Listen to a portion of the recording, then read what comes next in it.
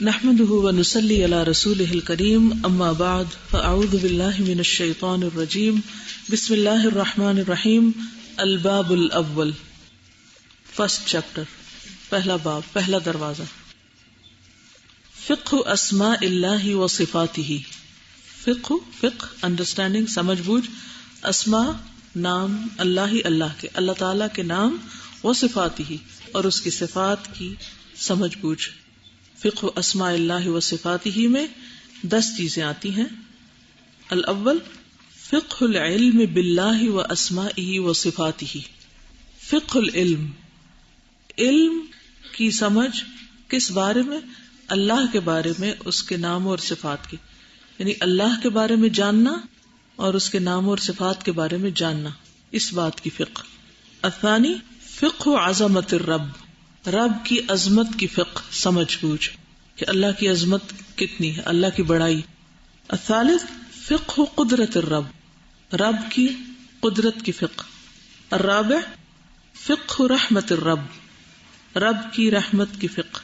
الخامس فقہ علم الرب، رب کے علم کی فقہ. السادس فقہ جمال الرب، رب کے جمال کی فقہ.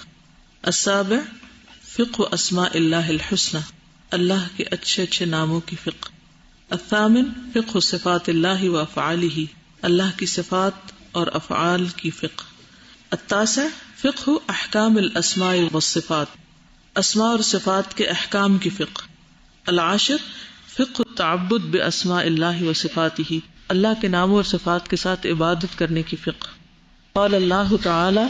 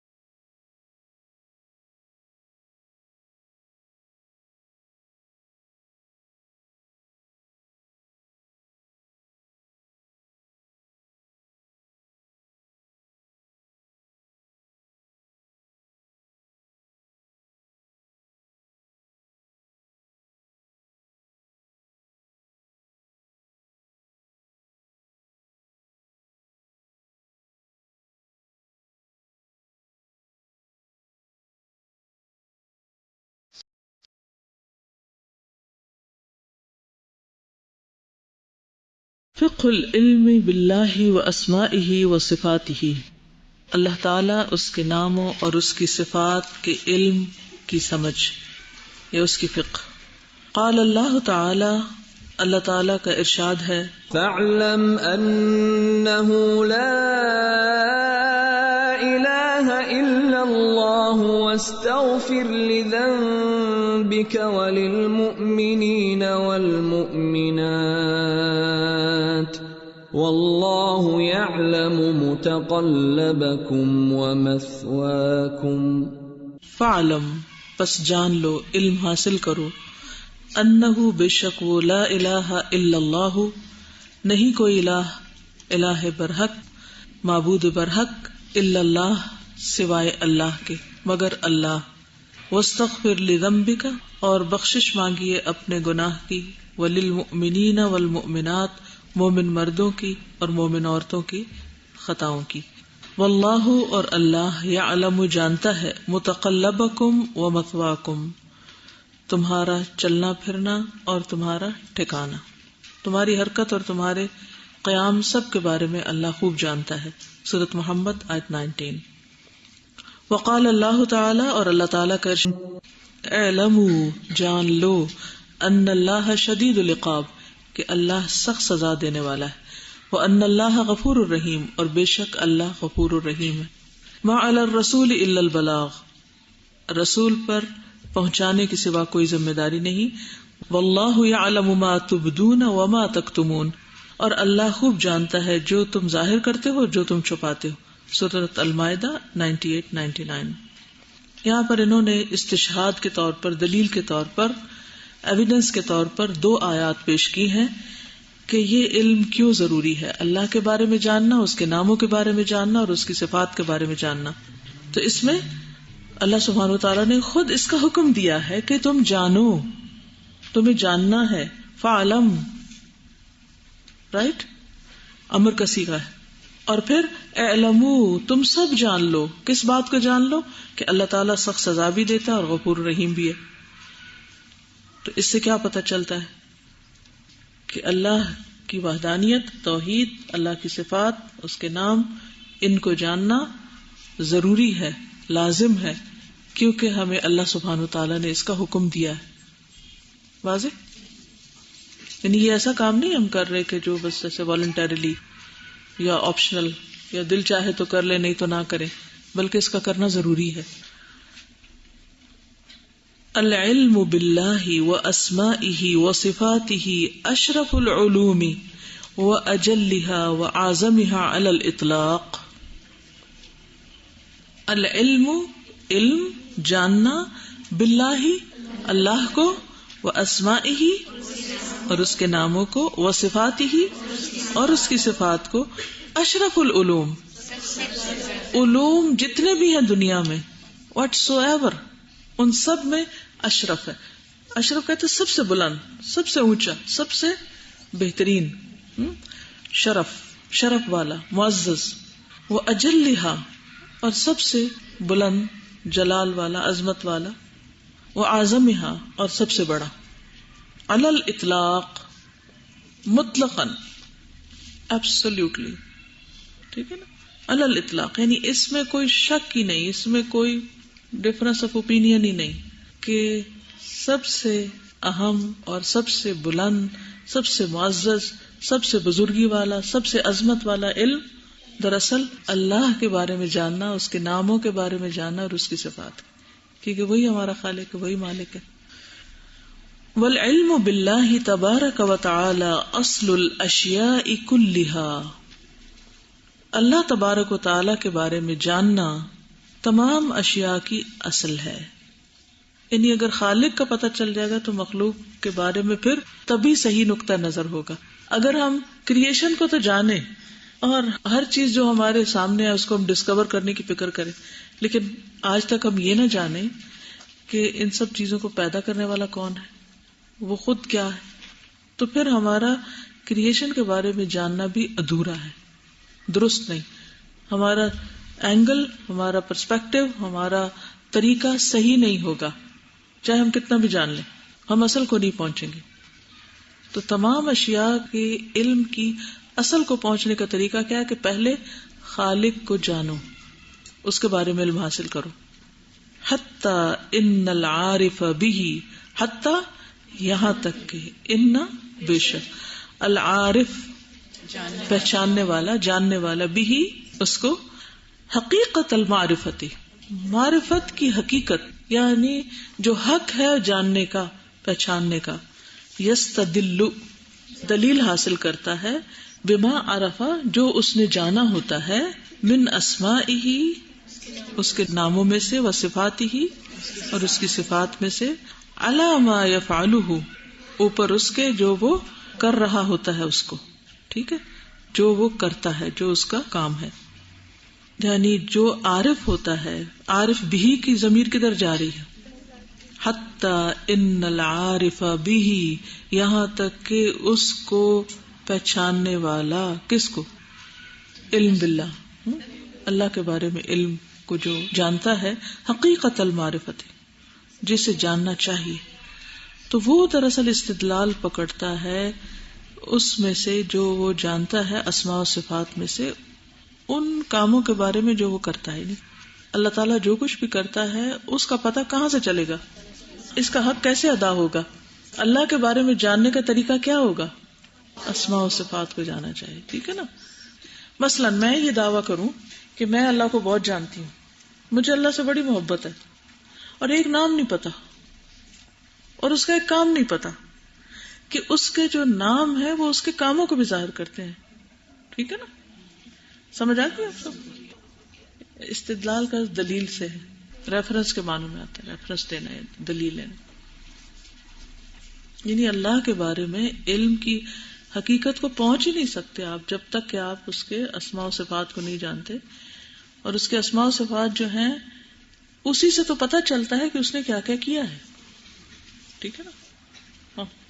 To know Allah, to understand His actions, to understand His decree, everything you have to have knowledge of His asma and sifat, because that's the basis. Yes. The basis of understanding Allah, the foundation, that is also His sifat and His asma. یعنی جب تک آپ کو اللہ تعالیٰ کے اسماء اور صفات کا نہیں پتہ چلے گا، آپ کو نہیں سمجھ آئے گی کہ اللہ تعالیٰ نے کیوں کوئی حکم دیا ہے یا کیوں کوئی کام کیا ہے. اس کی نہ شریعت سمجھ آئے گی، نہ ہی اس کے کائنات میں جو تبدیلیاں آتی ہیں، جو بھی اس کے چینجز ہیں. پھر بندہ صحیح مقام پہ پہنچتا ہی نہیں، وہ یہی کہتا رہتا اللہ تعالیٰ نے ایسا میرے ساتھ کیوں کیا. اپنے آپ کو ہلاک کر ڈالتے ہیں کیونکہ ان کو سمجھ ہی نہیں آتی یہ سب کیوں ہو رہا ہے، کیونکہ وہ نہ اللہ کی عظمت کو پہچانتے ہیں، نہ اس کے علم کو جانتے ہیں، نہ اس کی عظمت کو جانتے ہیں، یعنی کہ اس کے بارے میں کچھ جانتے ہی نہیں ہے. تو پھر اس کے ایکشن کو کیسے سمجھیں گے کہ وہ کیوں کوئی کام کر رہا ہے. مثلا کوئی فوت ہو جاتا ہے یا کسی کے ساتھ کوئی حادثہ ہو جاتا ہے تو اس کو سمجھانا کتنا مشکل ہے. کیوں مشکل ہوتا ہے؟ کبھی آپ کو ایسی کوئی مشکل پیش آئی؟ کوئی کہتا ہے میری دعائیں نہیں قبول ہوئی. ان کو یہ نہیں پتا کہ دعائیں قبول ہونے کے طریقے کون کون سے ہیں. بعض لوگ چھوٹی چھوٹی چیزوں پر اعتراض کر رہے تھے، یہ کیوں ہے، اللہ نے یہ کیوں بنا دیا، یہ ایسا کیوں کر دیا، ویسا کیوں کر دیا. اللہ کے جتنے بھی ایکشنز ہیں وہ کیسے سمجھ آئیں گے؟ اللہ کو پہچان کر. اور اللہ کو پہچاننے کے لیے کیا کرنا ہوگا؟ اسماء و صفات کو جاننا ہوگا. اسپیشلی جو ایتھیسٹ لوگ ہوتے ہیں ان کا ایک سب سے بڑا اعتراض یہ ہوتا ہے نا کہ اف گاڈ از دیئر تو پھر دنیا میں اتنا ظلم کیوں ہو رہا ہے. تو اس کے لیے you need to know that God is not only love. جیسے کرسچنس کے آئی تھنک وہاں سے یہ کانسیپٹ آیا بیکاز دے تھنک کہ گاڈ از اونلی لو. تو اس کی وجہ سے پھر یہ کنفیوژن ایون مسلمز میں ہے کہ اچھا if God is love then you know why is there so much evil. کیونکہ بعض لوگ اردو میں بھی ایک پوئم ہے جو بہت مشہور ہوئی بھی اور بچوں کو بھی سکھا رہے ہوتے ہیں، اللہ ہے بس پیار ہی پیار. سنا ہوگا اور اس کو بہت مزے سے گاتے ہیں. تو دس از رانگ. اور اس کو اتنا زیادہ وہ ہائی لائٹ کرتے ہیں، شاید کرسچنز یا دوسرے مذاہب کے مقابلے میں ایک چیز بنا کے اپنا دفاع کیا گیا ہے، جبکہ یلحدون فی اسمائہ والی بات آ جاتی، راہ راست سے ہٹنے والی بات آتی. کسی کی بات ماننے سے پہلے یہ جاننا ضروری ہوتا ہے کہ وہ کون ہے. ماں باپ کا اگر رتبہ نہیں پتا تو ماں باپ کی بات کیوں مانیں گے، یا استاد کا یا کسی کا بھی. مثلاً ایک بڑے سے بڑا اسکالر کہیں بیٹھا ہو ٹرین میں لوگوں کے ساتھ اور ان کو نہ پتا ہو کہ وہ کون ہے، اور وہ ان کو اگر کہے کہ اٹھو نماز پڑھ لو یا کوئی اور بات سمجھائے کہ اس لباس میں نماز نہیں ہوتی، تو وہ کہیں گے کہ ہو آر یو. لیکن جب پتا چلے گا تو ایک دم ان کا پرسپیکٹو چینج ہو جائے گا. ٹھیک ہے. اور آپ کو پتا ہے کہ اقرا بسم ربک الذی خلق، خالی اقرا نہیں ہے، اقرا بسم ربک الذی خلق، رب کے نام کے ساتھ جس نے پیدا کیا. محبت کرنے کے لیے بھی، اور جو پرماننٹ محبت ہوتی ہے اس کے لیے جاننا ضروری ہوتا ہے، کیونکہ آپ جتنا جانتے جاتے ہیں اتنا زیادہ آپ پختہ ہوتے جاتے ہیں. شاید یہی وجہ تھی کہ جو مشرک تھے وہ لوگ اس چیز کو ڈینائی کرتے تھے کیونکہ وہ اللہ کی صفات میں نہیں مانتے تھے. اور جب نبی صلی اللہ علیہ وسلم لے کے آئے ہیں کہ اللہ تعالیٰ کے رحمان، جب انہوں نے کہا تھا کہ ہم نے نہیں لکھنا، تو پھر انہوں نے ریوالٹ کیا تھا کیونکہ ان کی تھنکنگ ہی نہیں تھی ویسی. ہمیں نہیں پتا رحمان کون ہے. جب تک یہ پتا نہ ہو کہ رحمان کون ہے تو اس وقت تک انسان کے کام ٹھیک نہیں ہو سکتے، سوچ ہی ٹھیک نہیں ہو سکتی. جب سوچ ہی صحیح نہ ہو تو عمل کہاں سے درست ہوگا. ایک چھوٹا سا ہال تھا جس کے اندر انہوں نے اللہ تعالیٰ کے 2 ناموں اللطیف اور الخبیر کو لوگوں کے اندر راسخ کرنے کے لیے ایک پوری پریزنٹیشن کی. اس میں انہوں نے سب سے پہلے سورہ یوسف کی جو آیات ہے کہ جس میں حضرت یوسف علیہ السلام کہتے ہیں کہ میں اللہ تعالیٰ تیری محبت کے لیے میں جیل خانے کو پسند کرتا ہوں اور میں اس چیز سے جو یہ عورتیں مجھے جس چیز کی طرف بلا رہی ہیں. تو اس کے بعد ایک اور لڑکی کھڑی ہوئی تھی اور اس نے ایک پانی کا باؤل تھا اور اس کے اندر ایک گلاس رکھا ہوا تھا. اس نے کہا کہ ہمارے دل میں کیوں اللہ سبحانہ تعالیٰ کی محبت پیدا نہیں ہوتی. تو اس میں وہ بتانے لگے کہ ہم جانتے ہی نہیں اسے، یعنی ہم کہتے ہیں ذکر کرو لیکن اللہ سبحانہ تعالیٰ کی پہچان ہمارے اندر آتی ہی نہیں. تو انہوں نے کہا کہ ہمارا دل اصل میں جب ہم پیدا ہوتے ہیں بالکل پیور ہوتا ہے، جیسے اس گلاس میں پانی آپ کو نظر آ رہا ہے. پھر اس کے بعد انہوں نے ایک انک کا قطرہ اس پانی میں ڈال دیا. تو انہوں نے کہا دیکھو پانی گندا ہو گیا نا، صرف ایک قطرے سے پانی بالکل گدلا ہو گیا. تو اب ہمیں اسے پیور کرنا ہے. اسی طرح اللہ نے تو ہمیں اپنی محبت پہچان دے کے پیدا کیا، لیکن دنیا کی ایک قطرے کی محبت نے ہمارے پورے دل کو گدلا کر دیا. تو کہتے ہیں صاف کیسے کرے؟ تو کہتے ہیں اس میں پیور واٹر ڈالے. تو وہ پھر ہمارے سامنے اور ڈالتی گئی اور پانی گدلا نکلتا گیا. تھوڑا سا اس نے روک دیا کہ اب بدلا، ابھی بھی اور ڈالنا ہے. تو ڈالتی گئی تو یہاں تک کہ پانی بالکل صاف ہو گیا. پھر ایک اور لڑکی کھڑی ہوئی تھی تو انہوں نے اس طرح ہمیں ایک پریزنٹیشن اسی وقت دکھائی کہ اس وقت ہم یہاں پر کھڑے ہوئے ہیں، اور انہیں وہ ایگزیبیشن سینٹر کا مارک میپ پہ دکھایا، تو کہتی ہے ہم اور دور سے دیکھتے ہیں، اور دور سے ہوتے ہوتے ہم نے سعودیہ کا میپ دیکھا، پھر ہم زمین کا دیکھا، پھر ہوتے گلیکسیز آتے آتے بہت دور ہم نکل گئے، بہت زیادہ. کہتی ہے اب ہم واپس آتے ہیں، واپس آتے آتے ہم پھر اسی جگہ پر آگے جس جگہ سے ہم چلے تھے. تو اس نے اس وقت وہ حدیث بیان کی کہ اللہ سبحانہ تعالیٰ کے ہاتھ میں ساتوں آسمان اور ساتوں زمین ایسے جیسے ہمارے ہاتھ میں یہ رائی کا دانہ، اور اسی وقت انہوں نے نا چھوٹی چھوٹی بوٹلز میں رائی کے دانے ڈالے ہوئے تھے اور وہ سب میں ڈسٹریبیوٹ کر دیے کہ آپ دیکھیں کہ رائی کا دانہ ہمارے ہاتھ میں کتنا چھوٹا ہے تو اللہ سبحانہ تعالیٰ کے نزدیک. پھر انہوں نے ایک ونڈو بنائی تھی، اس میں انہوں نے کہا سوچے اس میں اللہ تعالیٰ کے کون سے 2 نام ہو سکتے ہیں، تو پھر اللطیف اور الخبیر اس میں بہت بڑا بڑا لکھا ہوا تھا.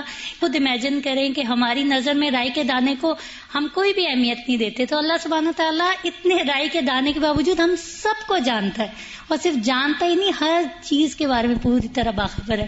تو اس کے بعد جو اللطیف اور الخبیر کی جو سمجھ آئی، سبحان اللہ، پھر چھوٹی چھوٹی باتیں، پھر آنکھوں کا انسان کو خیال ہے، پھر اپنی باڈی، ہر چیز، تو سبحان اللہ وہ اس طرح دماغ میں راسخ ہو گئی. تو یہ بہت ایک اچھی چیز تھی جو اب آپ لوگ اس کے متعلق کچھ تیار کریں، ٹھیک ہے، پھر اور پبلک کو بلائیں، سب کے سامنے یہاں کھڑے ہو کے پریزنٹیشن دیں. اور یہ جو 2 صفات ہے اللطیف اور الخبیر، اگر واقعی یہ سمجھ آ جائے نا تو انسان کے بہت سی خرابیاں تو ویسے ٹھیک ہو جائیں. اور پھر ساتھ ہی رہنمائی بھی دی ہے کہ اس معاملے میں کرو کیا. If we know اللہ تعالیٰ we will know ourselves, we will know every creation. اور پھر اس کا مقام کیا وہ بھی پتہ چل جائے گا. اور جب یہ صحیح ہوگا تو ہی طریقہ زندگی صحیح ہوگا. سادہ ایک چھوٹی سی کامن سینس کی بات مجھے لگ رہی تھی کہ جب اللہ تعالیٰ ہمیں جانتے ہیں تو پھر ہم کیوں نہ جانیں. صحیح، آگے چلیں. وَعَلَى مَا يُشْرِعُهُ، اور اس پر جو وہ شریعت دیتا ہے، من الاحکام، احکام میں سے، وَعَلَى مَن يَأْمُرُ بِهِ مِنَ السُّنَنِ وَالْآدَابِ، اور اوپر اس کے جو حکم دیتا ہے اس کا سنتوں اور آداب میں سے، یعنی سارے احکام، شریعت، سنن، آداب. لِأَنَّهُ سُبْحَانَهُ لَا يَفْعَلُ، کیونکہ وہ سبحانہ، اللہ سبحانہ وتعالی نہیں کرتا، الا ما ہوا مقتضى اسمائہ وصفاتہ، مگر وہ جو تقاضا ہے اس کے ناموں اور صفات کا. یعنی اللہ تعالی کے جو ایکشنز ہیں ان کو سمجھنے کے لیے اس کے اسماء اور صفات کو سمجھیے. اسی کے ذریعے پتہ چلے گا کہ اس کا کوئی ایکشن کیسا ہے اور کیوں ہے. کیوں کا جواب اسی میں ملے گا جب ہم اس کی اس صفت کو جانیں گے. جیسے المحیی الممیت ہے مثلا، یا باقی بھی جو اسماء و صفات ہیں ان میں بھی. فَأَفْعَالُهُ، اب آپ لوگ ترجمہ ساتھ کریں تو پھر آپ کا بھی ایکٹیو مائنڈ رہے گا، ورنہ خالی لسننگ سے آپ لوگ لاسٹ ہو جائیں گے. فَأَفْعَالُهُ، تو اس کے افعال، کلھا، سارے کے سارے اس کے، دائرۃ، سرکل کرنے والے، گھومنے والے ہیں، بین العدل، عدل کے درمیان، والفضل، اور فضل کے، عدل اور فضل کے درمیان ہے اس کے سارے اعمال، والحکمت والرحمت، حکمت اور رحمت کے درمیان. یعنی ایک طرف اس کا عدل ہے اور دوسری طرف فضل ہے، ایک طرف حکمت ہے اور دوسری طرف رحمت ہے. والایمان باللہ، اور اللہ پر ایمان، احد، ایک، ارکان الایمانی، ایمان کے ارکان یا پلرز میں سے ایک ہے. اللہ پر ایمان، ایمان کے ارکان کا ایک حصہ ہے، ٹھیک ہے. بل ہوا، بلکہ وہ، افضلھا، سب سے افضل ہے، وہ اصلھا، اور اس کی بنیاد اور اس کی اصل، وہ اعظمھا، اور اس میں سب سے عظیم، بڑا.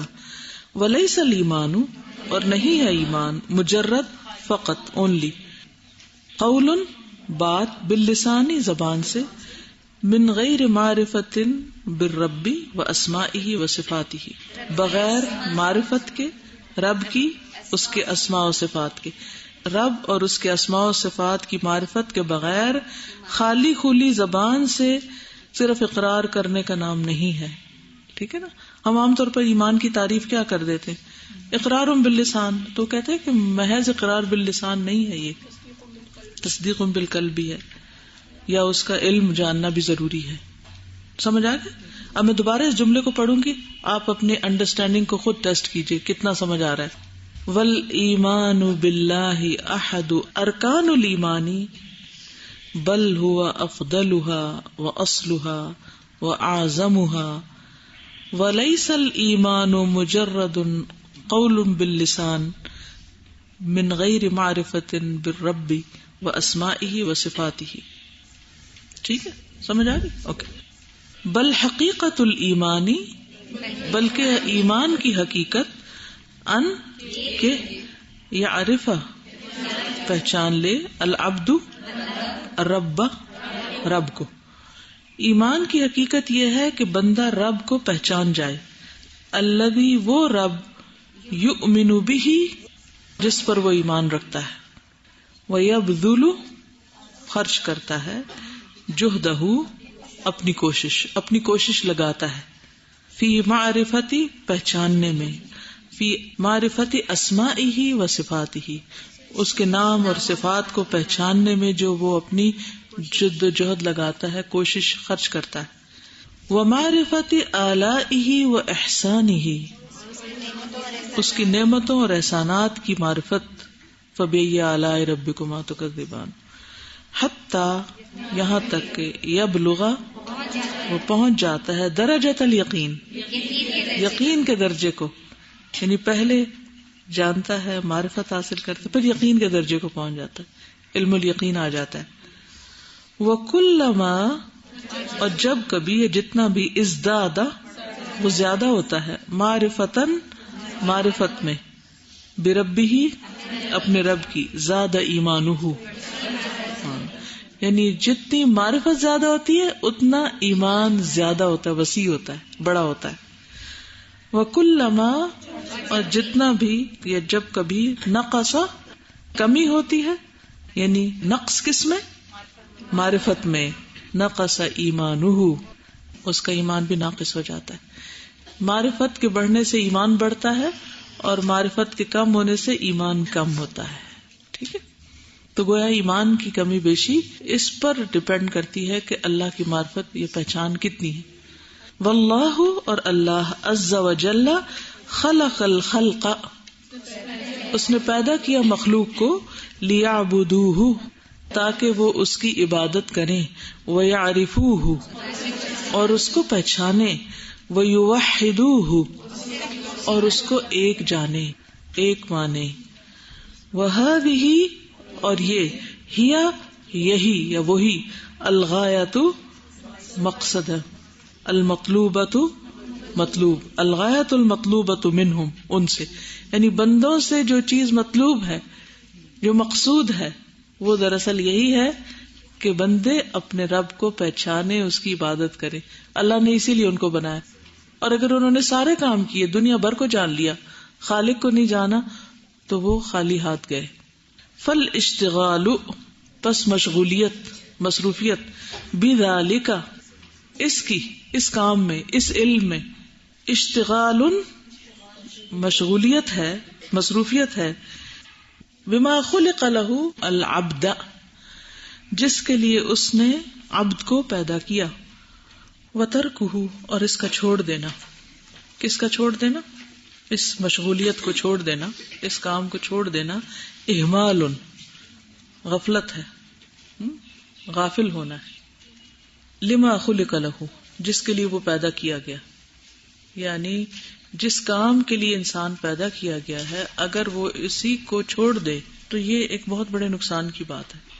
وَتَرْكُهُ إِهْمَالٌ لِمَا خُلِقَ لَهُ یعنی جس کام کے لیے بندہ پیدا کیا گیا ہے اس سے غفلت برتنا ہے. وَلَا يَلِيقُ اور نہیں لائق، بالعبد بندے کے لیے، الذي وہ جو، لم تزل ہمیشہ، نعم اللہ اللہ کی نعمتیں، علیہ اس پر، متواترۃ مسلسل ہے، کنٹینیوسلی اس کے پاس اللہ کی نعمتیں. وفضلہ علیہ عظیم اور اس کا فضل اس پر بہت بڑا ہے. من کل وجہ ہر جانب سے، ہر طرف سے. ان یکون کہ وہ ہو، جاہلا بربہ اپنے رب سے جاہل، اپنے رب سے لا علم، غافل. معرضا عن معرفت اسمائہ و صفاتہ و افعالہ. معرضا عن کا مطلب ہے اعراض برتنے والا، بے رغبتی برتنے والا، اللہ کے اسماء صفات اور اس کے افعال سے. ٹھیک ہے. بندے کے لیے جائز ہی نہیں. مفہوم اس کا یہ ہے کسی انسان کے لیے جائز ہی نہیں, اس کو لائق ہی نہیں, اس کو زیب ہی نہیں دیتا. کیا نہیں زیب دیتا؟ کہ اللہ کی نعمتیں جو اس پر مسلسل ہو رہی ہیں اور اس کا عظیم فضل ہے اس پر ہر طرف سے, وہ اسی رب سے جاہل رہے اور اس کے ناموں اور صفات اور افعال سے منہ موڑنے والا ہو, اس علم سے بے رغبتی کرنے والا ہو, اس پر توجہ ہی نہ کرے. یعنی وہی والی بات ہے کہ ہم سب کچھ اللہ سے لے رہے ہیں لیکن ہم اتنی بھی زحمت نہیں کریں گے کہ جو ہمیں دے رہا ہے اس کے بارے میں جانے کہ کون ہے. چھوٹی سی مثال سے اس بات کو سمجھیں. آپ کے پاس کوئی بہت ہی قیمتی اور بہت ہی خوبصورت چیز آتی ایک گفٹ پیک میں بند, تو آپ اس کو جب کھولتے ہیں تو آپ کی خوشی ہوتی ہے نا, آپ اسے دیکھتے ہیں اور جب وہ دیکھتے ہیں تو وہ چیز عین آپ کی ضرورت ہوتی, وہ آپ کی لائف ہے اور آپ اتنا خوش ہوتے ہیں کہ اگر یہ چیز مجھے اس وقت نہ ملتی تو میں مر جاتی. تو کیا ایک دفعہ بھی نہیں سوچیں گے کہ یہ ہے کون محسن جس نے مجھے اس مصیبت کے وقت میں یہ چیز بھیج دی؟ سوچیں گے یا نہیں؟ ہم زندہ ہیں تو اس وجہ سے کہ اللہ ہمیں وہ تحفے بھیج رہا ہے جو ایک طرح سے گفٹ پیک میں ہی کورڈ ہے نا, ہمیں نہیں پتا, ہم ان کو انکور کر رہے ہیں. اس وقت دنیا بھر کے سائنٹسٹ علماء وغیرہ کیا کر رہے ہیں؟ مختلف جو نعمتیں اللہ نے دی ہیں ان کو بس ڈسکور کر رہے ہیں نا. یہ نہیں سوچتے کہ بنایا کس نے اس کو, یہ سوچنا نہیں چاہتے کہ کس قدر حماقت کی بات ہے کہ آپ وہ چیز تو کھا لیں جو کسی نے بھیجی اور یہ پوچھنے کی زحمت ہی نہ کرے پکائی کس نے تھی, بنائی کس نے تھی, لایا کون تھا, یہ مجھ تک کیسے پہنچ گئی, آخر مجھے ہی کیوں ملی, کسی اور کو کیوں نہیں مل گئی. تو یہ زندگی, روح کیسے آتی ہے, کھانا کہاں اگتا ہے, کہاں سے بنتا ہے, ہم پانی پیتے ہیں, کتنی چیزیں ہیں نا جو غیب کے پردے میں ریپ ہو کر اللہ سبحانہ و تعالیٰ نے ہمارے لیے اس پوری کائنات میں بکھیر دی ہے, اور ہر جانب سے, ہر طرف سے ملٹی ڈائمینشنل ہیں وہ ساری نعمتیں جو ہم حاصل کر رہے ہیں. ایک دفعہ بھی یہ نہ سوچیں کہ کون ہے یہ سب دینے والا, اور صرف ایک نعمت نہیں کر رہے, گن ہی نہیں سکتے, اور پھر بھی نہ سوچیں. تو کتنی حیران کن بات ہے کہ موسٹ نیڈڈ انفارمیشن ہے جس سے انسان منہ موڑ رہا ہے. اس سے بڑی احسان فراموشی کیا ہوگی کہ محسن کو نہ جانے. کہتے ولا یلیق بالعبد, یہ جائز ہی نہیں ہے. الذی لم تزل نعم اللہ علیہ متواترۃ وفضلہ علیہ عظیم من کل وجہ ان یکون جاہلا بربہ معرضا عن معرفۃ اسمائہ وصفاتہ وافعالہ. ان معرفۃ اللہ, بے شک اللہ کی معرفت تبارک و تعالی, تدعو الی محبتہ, دعوت دیتی ہے اس کی محبت کی, وتعظیمہ, اور اس کی تعظیم کی, وخوفہ, ورجائہ, امید کی, وخشیتہ, واخلاص العمل لہ, عمل اسی کے لیے خالص کرنے کی. وہذا عین سعادت العبد, عین سعادت ہے بندے کی, یہ بندے کی خوش قسمتی ہے کہ وہ یہ جان لے. ان معرفت اللہ تبارک و تعالی تدعو الی محبتہ وتعظیمہ وخوفہ ورجائہ وخشیتہ واخلاص العمل لہ, وہذا عین سعادت العبد. ولا سبیل الی معرفت اللہ الا بمعرفت اسمائہ وصفاتہ وفقہ معانیہا. ولا سبیل, اور نہیں کوئی راستہ, الی معرفت اللہ, اللہ کی پہچان کا, الا مگر, بمعرفت پہچان کر, اسمائہ وصفاتہ اس کے ناموں اور صفات کو پہچان کر, وفقہ معانیہا اور اسماء و صفات کے معنی کی فقہ جان کر, والاشتغال بہذا العلم اور مشغولیت اس علم کے ساتھ, وبذل الجہد لفہمہ اور کوشش خرچ کرنا, یہ کوشش لگانا, یہ محنت کرنا اس کے فہم کے لیے. بولیے ترجمہ, وبذل اور خرچ کرنا, الجہدی کوشش کا, لفہمہ اس کے فہم کے لیے, اس کی انڈرسٹینڈنگ کے لیے, والبحث التام عنہ اور اس کے بارے میں مکمل تحقیق کرنا. اشتغال مشغولیت ہے, بأعلی المطالب بلند ترین مطالب کی, مطلب یعنی جو مطلوب ہو, مقصود ہو, وحصولہ للعبد اور بندے کے لیے اس کا حصول کیا ہے, من اعظم و اشرف المواہب سب سے عظیم اور سب سے معزز تحفہ. مواہب موہبہ کی جمع ہے, یعنی جو چیز انسان کو عطا ہوئی ہو. فینبغی پس چاہیے کہ للعبد بندے کے لیے, ان یعرف کہ پہچانے، ان ربہ کہ بے شک اس کا رب، هو الواحد الاحد وہی ایک اکیلا ہے، فی ذاتہ و اسمائہ و صفاتہ و افعالہ، جی اس کی ذات، اسماء، صفات اور افعال میں، لیس کمثلہ شیء لیس کمثلہ شیء وہو السمیع البصیر، نہیں ہے اس جیسی کوئی چیز، وہو السمیع البصیر اور وہ سننے والا ہے، دیکھنے والا ہے۔ سورۃ الشورى 11۔ وَأَنَّهُ سُبْحَانَهُ الرَّبُّ اور بے شک وہی سبحانہ و تعالی رب ہے، وَكُلُّ مَا سِوَاهُ اور سب کے سب اس کے سوا، مربوبن پیدا کیے گئے ہیں، یعنی وہ مربوب ہے، رب نہیں، مربوب مفعول کے وزن پر، جن کا کوئی رب ہے۔ وَهُوَ الْمَلِكُ اور وہ بادشاہ ہے، وَكُلُّ مَا سِوَاهُ مَمْلُوكٌ اس کے سوا سب مملوک ہیں، غلام ہیں۔ وَهُوَ الْخَالِقُ وہ خالق ہے، وَكُلُّ مَا سِوَاهُ مخلوق اس کے سوا سب مخلوق ہیں۔ وَهُوَ الْقَوِيُّ اور وہ قوت والا ہے، وَكُلُّ مَا سِوَاهُ اور اس کے سوا سب ضعیف کمزور ہیں۔ وَهُوَ الْعَزِيزُ اور وہ زبردست ہے، وَكُلُّ مَا سِوَاهُ اور اس کے سوا سب کے سب ذلیل ذلیل ہیں بس۔ وَهُوَ الْغَنِيُّ وَكُلُّ مَا سِوَاهُ فَقِيرٌ اس کے سوا سب محتاج ہیں۔ وَهُوَ الرَّزَّاقُ اور وہی رزاق ہے، وَكُلُّ مَا سِوَاهُ مَرْزُوقٌ اور باقی سب کھانے والے ہیں، باقی سب لینے والے ہیں، جن کو رزق دیا جاتا ہے۔ فَلَهُ سُبْحَانَهُ الْأَسْمَاءُ الْحُسْنَى پس اسی کے لیے ہیں اچھے اچھے نام، وَالصِّفَاتُ الْعُلَى اور بلند صفات، وَلَهُ الْكَمَالُ الْمُطْلَقُ اور اسی کے لیے ہے کمال، ایبسولوٹ کمال، فی ذاتہ اس کی ذات میں، واسمائہ اسماء میں، وصفاتہ اور اس کی صفات میں، وافعالہ اور اس کے کاموں میں۔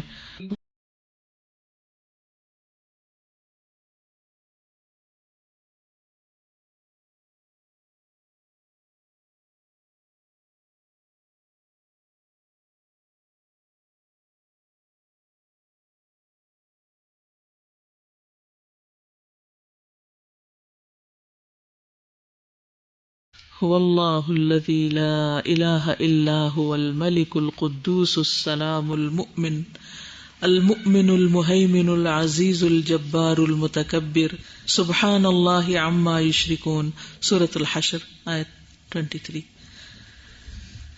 وہی ہے اللہ، نہیں کوئی الہ مگر وہ، بادشاہ، پاک، سلامتی والا، امن دینے والا، نگہبان، زبردست، جبار، متکبر، بڑا ہو کر رہنے والا۔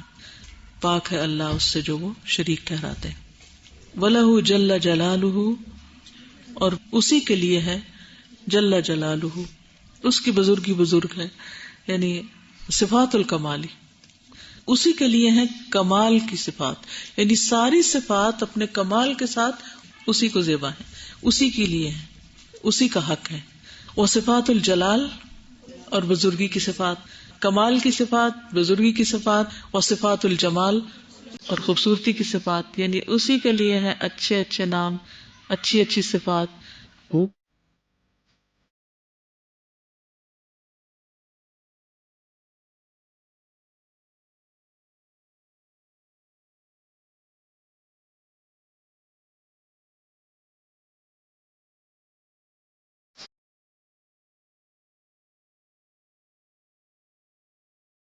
هو اللہ الخالق البارئ المصور لہ الاسماء الحسنى، وہی ہے اللہ خالق، پیدا کرنے والا، تصویر کشی کرنے والا، اسی کے ہیں اچھے اچھے نام۔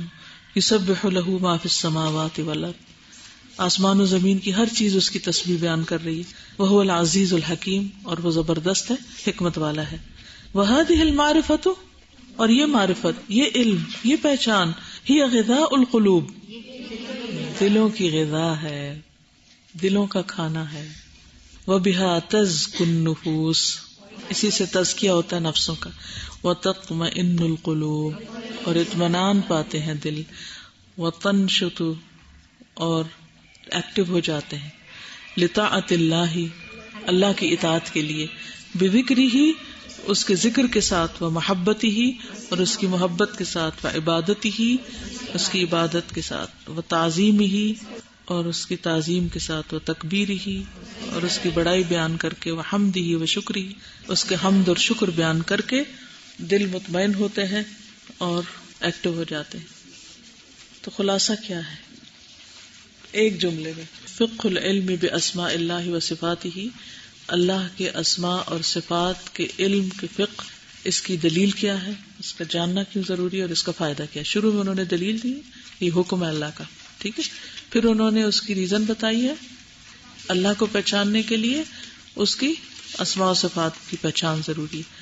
اور پھر اس کا فائدہ بتایا گیا کہ یہ اصل علم ہے، یہی اصل الاشیاء ہے، یہی غذاء القلوب ہے، اسی سے تزکیۃ النفوس ہوتا ہے، اسی سے دلوں کو اطمینان ملتا ہے، اسی سے اللہ کے ذکر، اطاعت، محبت، عبادت، تعظیم، تکبیر کے لیے انسان ایکٹیو ہوتا ہے.